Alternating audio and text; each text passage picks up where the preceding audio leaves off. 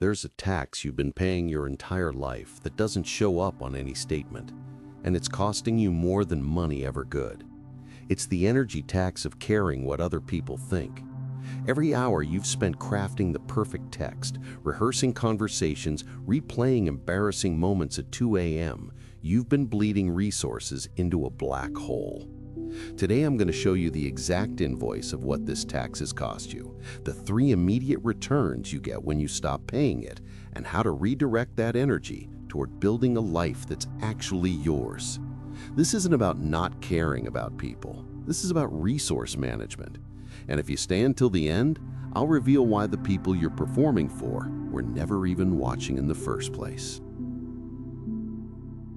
Welcome back to Deeper Dudes. But first, let's talk about why this tax is the single biggest drain on your life that you've never audited. Let's do something most men never do. Let's quantify the leak. Think about your last week. How many texts did you rewrite 3 times before sending? How many opinions did you hold back in a meeting because you weren't sure how they'd land? How many nights did you lie awake replaying a conversation, analyzing what you said, what you should have said, wondering what they thought? How many goals did you not pursue because they seemed weird or because someone might judge you for trying? This isn't abstract. This is every single day. And here's the invoice most men never see. By the time you're 30, you've spent tens of thousands of hours performing for an audience that was never watching. Research on social anxiety and self-monitoring behavior shows that the average person spends between 20 to 40% of their waking mental energy on impression management. That's managing how others perceive them. Let's be conservative and say it's 25%. If you're awake 16 hours a day, that's 4 hours every single day spent on what other people think.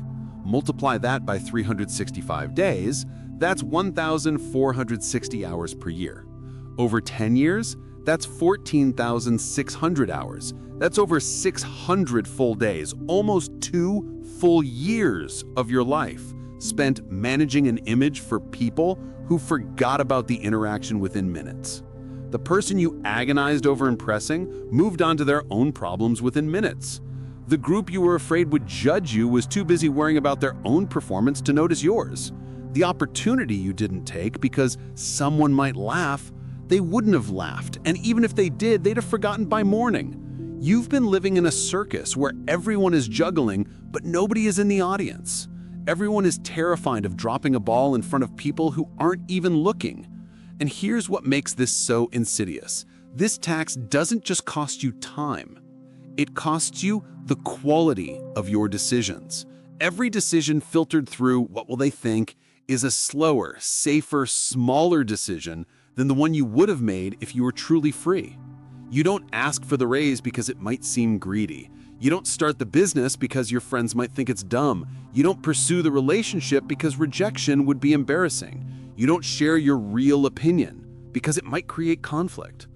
Over years, those micro-compromises compound into a life that doesn't feel like yours because it isn't. It belongs to the version of you that everyone else wanted you to be. The real you has been locked away waiting for permission that will never come. I know this because I lived it. I spent my 20s building a version of myself I thought people would respect. I said the right things, I pursued the acceptable goals, I stayed in my lane.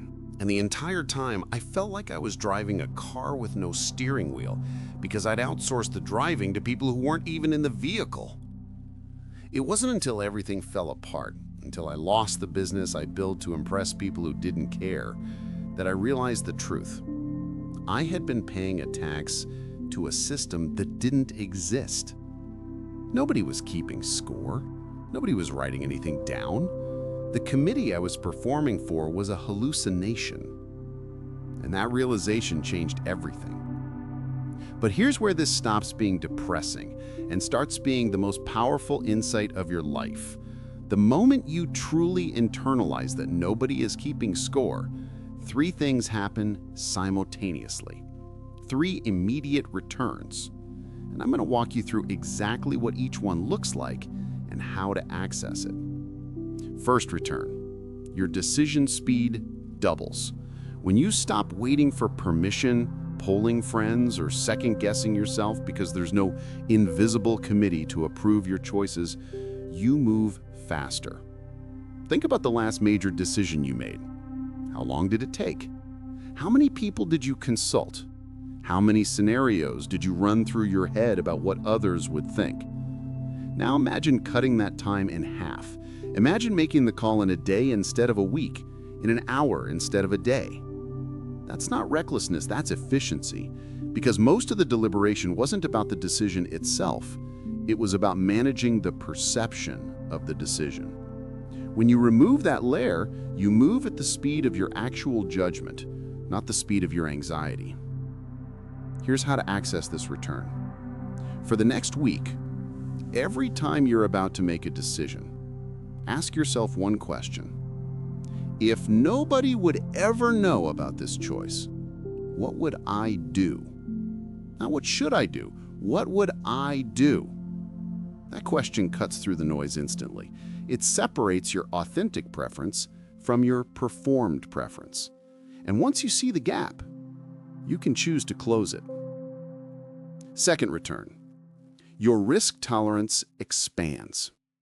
When you stop treating every move like it's being recorded for a permanent record because nobody is writing anything down, your failures stop being catastrophes and start being experiments. Right now, you're probably avoiding risks, not because they're actually dangerous, but because failure would be visible.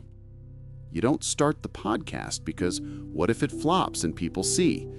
You don't ask her out because what if she says no and it's awkward? You don't pivot careers because what if it doesn't work and everyone knows you failed? But here's the truth. Your failures are not as visible as you think. The business that didn't work, the project that flopped, the goal you didn't hit, most people either didn't notice or forgot within weeks.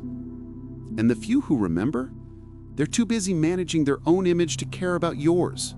When you realize that failure has no permanent audience, you can start taking the risks that actually build the life you want. The math is simple. Every risk you don't take because of what others might think is a future you're sacrificing to people who aren't even paying attention. Here's the system. Identify one goal you've been avoiding because of perceived judgment. Write down the worst-case scenario if you fail. Then write down who would actually care 6 months from now. The list is always shorter than you think. Then take the first step this week. Not because you're suddenly brave, because you did the math and realized the cost of inaction is higher than the cost of visibility. Third return, and this is the most important one, you reclaim the energy you've been hemorrhaging on impression management, and you can redirect it toward the only things that actually matter. Building something real, connecting with people who see the actual you, becoming the person you'd be if nobody was watching, because nobody is.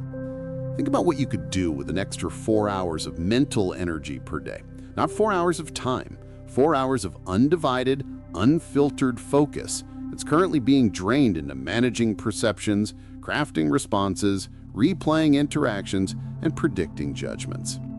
You could learn a skill, you could build a business, you could deepen a relationship, you could finally make progress on the goal that actually excites you instead of the goal that looks good.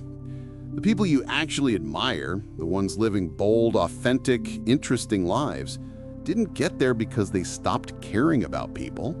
They got there because they did the math on the energy tax and decided to stop paying it. They realized the approval they were chasing was worthless currency from people who weren't even keeping accounts. Before we go any further, I want to pause for something important. None of what we've been talking about matters if we don't have the energy and clarity to actually implement it. We all know what it feels like to wake up exhausted, no energy, poor focus, and zero motivation. We also know what it feels like when we get good, restful sleep, targeted therapy, and the right supplements. I've personally tested more things than you can imagine. I'm like your personal guinea pig. Everything I have listed in the description below is science-backed and extensively tested. And if you grab anything through my links, you'll be supporting this channel at zero cost to you. Thanks for taking a look. Now let's get back to it. If this is landing, hit that like button so more men can find this when they need it most. And drop a comment. What's one decision you've been delaying because of what others might think? Let's hear it. Now here's the truth about what happens when you redirect the energy, and this is where everything changes. Because most men think that if they stop performing, if they stop managing everyone's perception, they'll lose people. And they're right, but they're wrong about which people they'll lose and what that actually means. When you stop performing and start living as the real, unfiltered version of yourself, you don't lose people who matter. You lose people who only loved the mask. The friends who only liked you when you agreed with them. The partner who only stayed when you played small.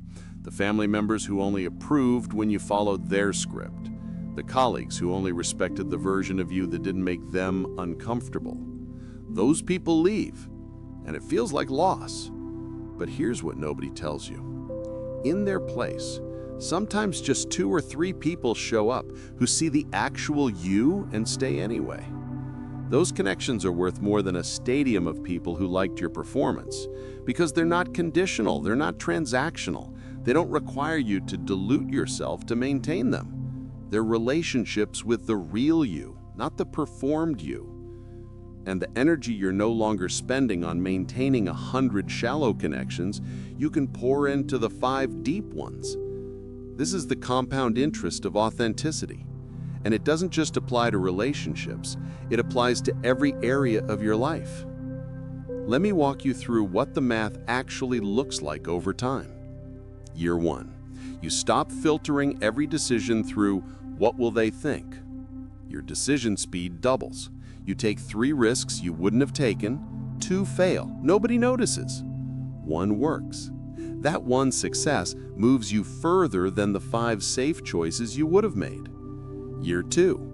The energy you've reclaimed from impression management gets redirected into a skill, a business, a relationship, a goal that's actually yours. You make more progress in 12 months than you made in the previous 5 years. Not because you suddenly became disciplined, but because you stopped leaking fuel into a furnace that heats nobody's house. Year 3. The people who only like the mask are gone. The 2 or 3 who stayed have become your foundation. You're building on solid ground now instead of performing on sand.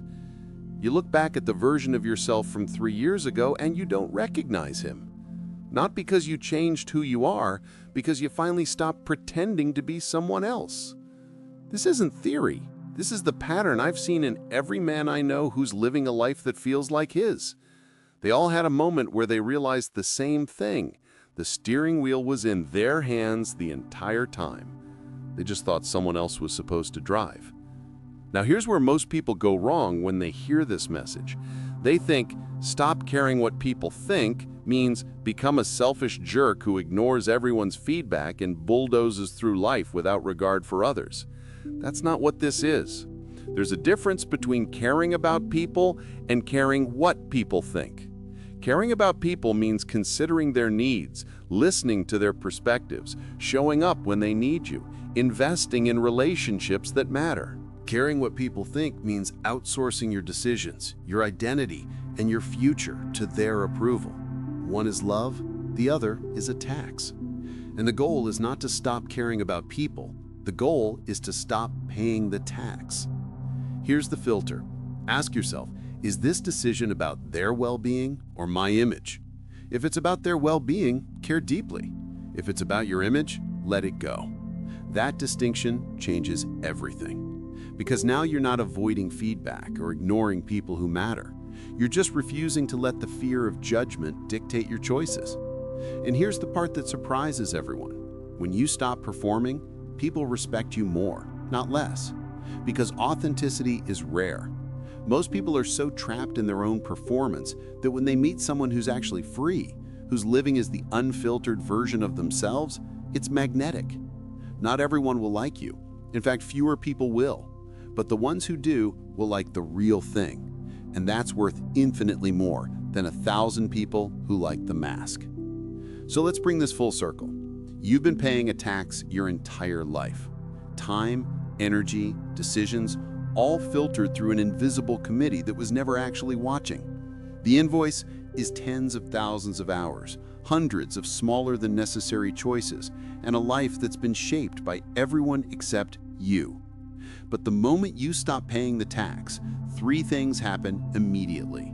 Your decisions speed up, your risk tolerance expands, and you reclaim the energy to build something real.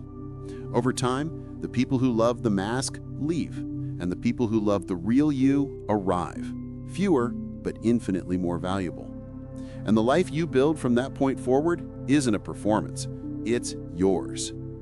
Your life has been a car with no driver, because you outsourced the steering to people who weren't even in the vehicle. They were never navigating. They were never keeping score. They were too busy driving their own cars, terrified of their own audiences to notice you at all. So here's what you do. Grab the wheel. Make the decision you've been avoiding.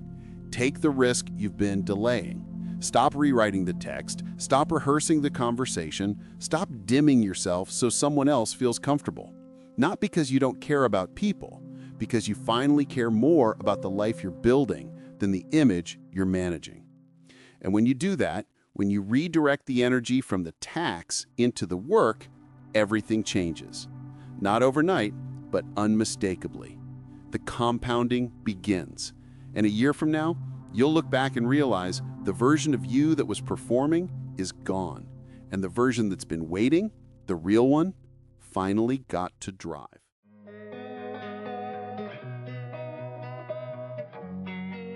Drop a comment. What's the one decision you're going to make this week without filtering it through what others might think? Let's hear it. Well, that's it. Thank you for taking the time to watch this video. If you found it helpful, please be sure to give it a like and maybe even subscribe to Deeper Dudes and hit the notification bell so you don't miss any new videos. It all helps the channel more than you know, and it also tells us that we should make more content like this. We post videos every other day that tackle real challenges men face. Remember, struggling doesn't make you weak. It makes you human. The fact that you took time to watch this means you're ready for something better. Thanks again for watching and for checking out all the amazing products in the description below. They could jumpstart your healing journey. Catch you in the next one, Deeper Dudes. Until then, keep learning, keep growing, keep thriving.